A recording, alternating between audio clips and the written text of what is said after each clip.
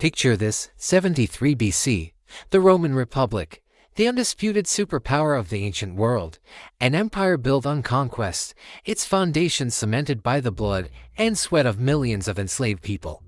In the heart of this mighty republic, in the city of Capua, lies a gladiator school, a prison where men are trained to fight and die for the entertainment of the masses. But within these walls, a fire is about to ignite, a fire named Spartacus. Who was Spartacus? History tells us he was a Thracian, a former soldier, perhaps even an auxiliary in the Roman army, betrayed and sold into slavery. But he was more than that. He was a leader, a strategist, a man with an unbreakable will. He looked at his fellow gladiators, men from Gaul, from Germania, from all corners of the conquered world, and he didn't see rivals. He saw brothers. He saw an army. The plan was audacious, bordering on insane, with nothing but kitchen knives and stolen tools. Spartacus and around 70 of his fellow gladiators fought their way out of the school. They overwhelmed their guards, seized a wagon of gladiatorial weapons, and escaped to the slopes of Mount Vesuvius.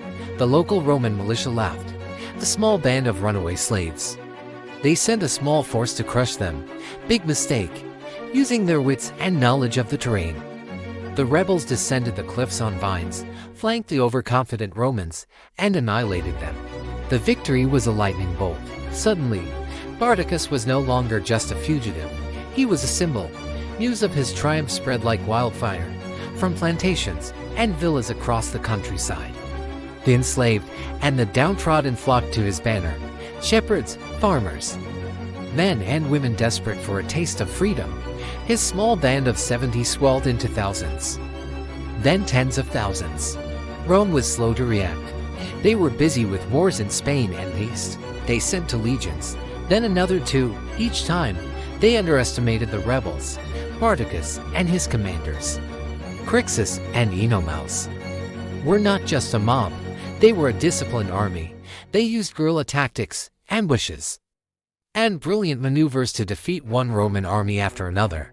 They forged their own weapons, melting down farm equipment, and plundered armor.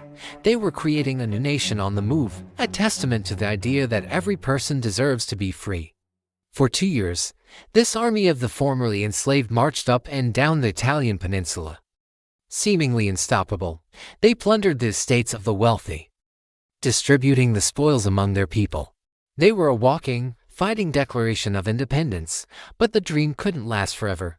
Rome, finally realizing the existential threat they faced, unleashed its full might.